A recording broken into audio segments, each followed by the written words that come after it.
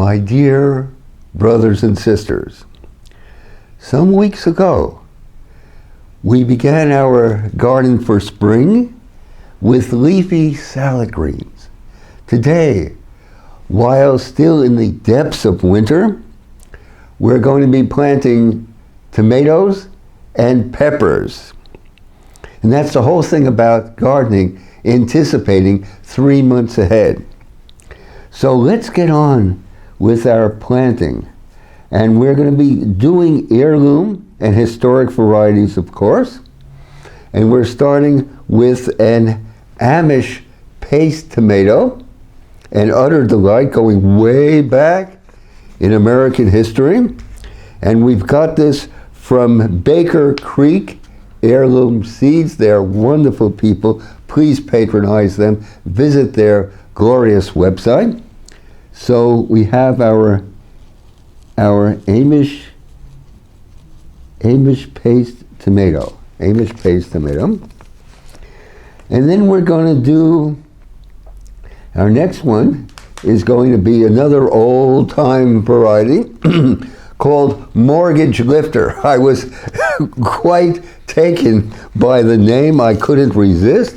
So we've got to plant a Mortgage Lifter tomato, a rather hopeful name indeed, especially in times such as these. Mortgage Lifter. And then after that, we're going to be doing a Cherokee purple tomato. And as you know, the tomato is native to North America. It was food of the indigenous peoples who inhabited this great continent for millennia. So this is our Cherokee purple tomato. And then our next tomato is a Burettino. And I was just grabbed by its color, its yellow reddish color, and its unique shape. When I saw that, I just had to do it. Imagine a Burettino tomato in your salads in early summer. Burettino. There we go.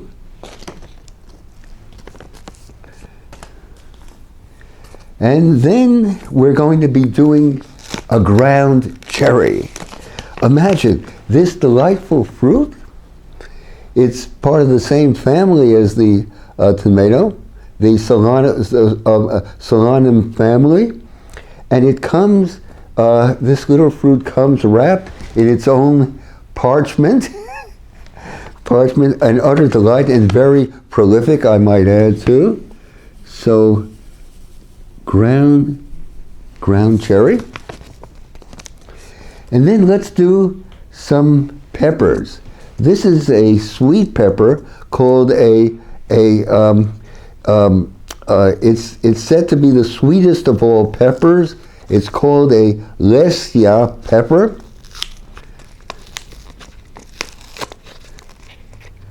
What wonderful salad days you will have. Leafy pepper.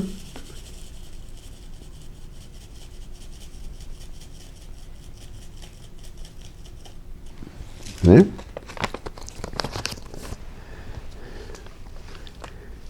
And then a Varsky pepper. This is a Macedonian pepper. A Varsky.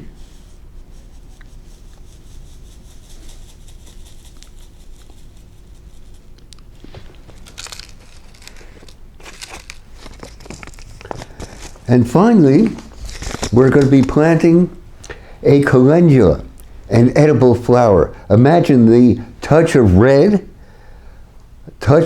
magnificent flower tossed into your salad bowl. Who could possibly resist that? So, touch of red, here we go. calendula.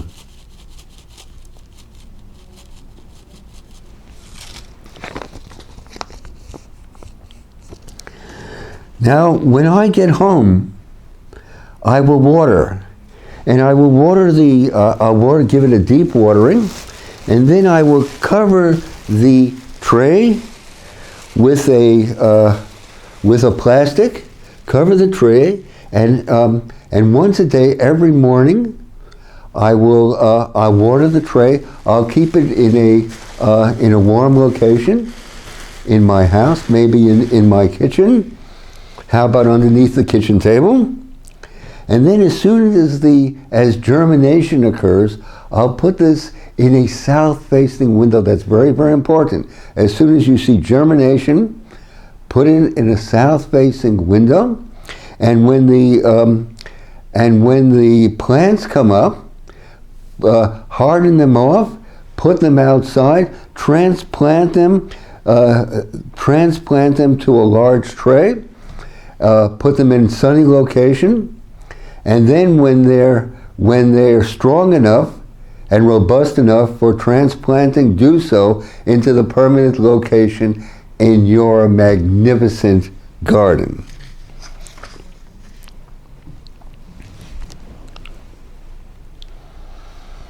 So let's think, if you will, about the garden out there.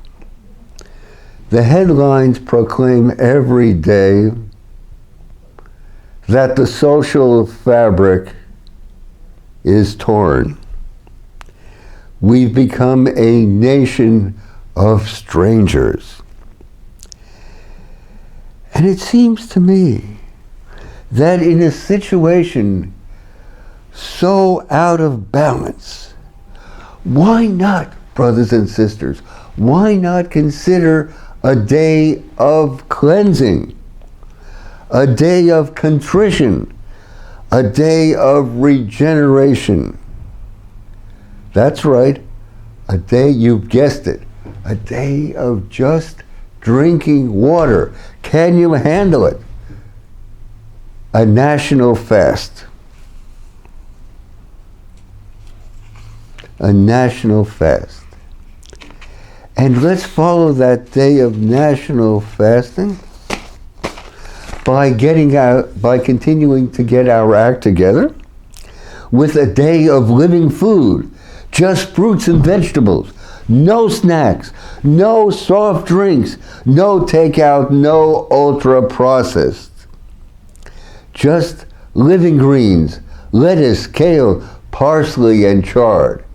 And for those of you that are ready, why not make them into a green drink and bibify yourself? And then imagine a national day of vigorous exercise.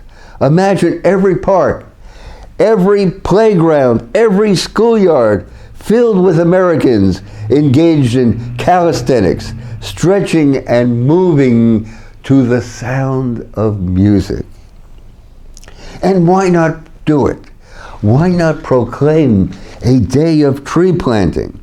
Every American plants a tree. What could be more life-giving?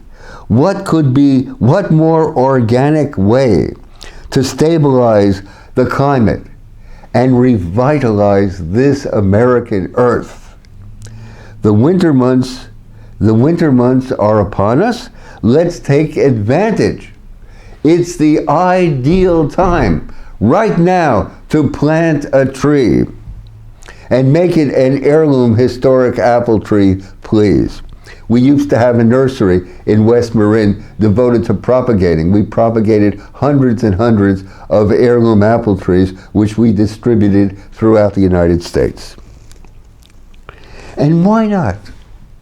Why not a day of victory gardens? Get your backyard going. Get your front yard, and you don't need a lawn in your front yard. Much, much better would be the majesty of parsley, lettuce, celery, and Swiss chard in place of just an autonomous lawn in your front garden. And let us conclude by saying, brothers and sisters, that we have reached the point where you can do anything. America's economy performed astonishing feats during the Second World War. Manufacturers retooled their plants to produce war goods. But this alone was not enough. Soon, huge factories appeared, built with government and private funds. These sprang up everywhere. In industry after industry, you performed miracles of production. One story helps capture the scale of the defense effort. In 1940, President Roosevelt shocked Congress when he proposed building 50,000 airplanes a year. In 1944, the nation made almost double that number. Ford's massive Willow Run bomber factory alone produced nearly one plane an hour by March 1944. Right down the street here are the Richmond Shipyards. They were devoted to building Liberty ships. And it was there that you built the SS Robert E. Perry. You built this ship in 4 days, 15 hours and 29 minutes. It consisted of 250,000 parts weighing about 14 million pounds, and it was assembled in 4 days. Annual economic production, as measured by the gross national product, more than doubled, rising from 99 billion in 1940 to 212 billion in 1945. Millions of new jobs were created, and millions of Americans moved to new communities to fill them. To achieve increases like this, defense spending jumped from 1.5 billion in 1940 to 81 billion in 1945. By 1944, America led the world in arms production, making more than enough to fulfill its military needs. At that time, it was providing its allies with critically needed supplies. You will lead us through the cleansing and regeneration we so desperately need. You will reverse the cultural meltdown, the dissolution and decay. You will renew this America. You will regenerate us. You will redeem us. You will build here a garden for the American spirit. Thank you, my dear brothers and sisters, for permitting me to share with you. Your comments, suggestions, and criticisms are always treasured. Let us go forward.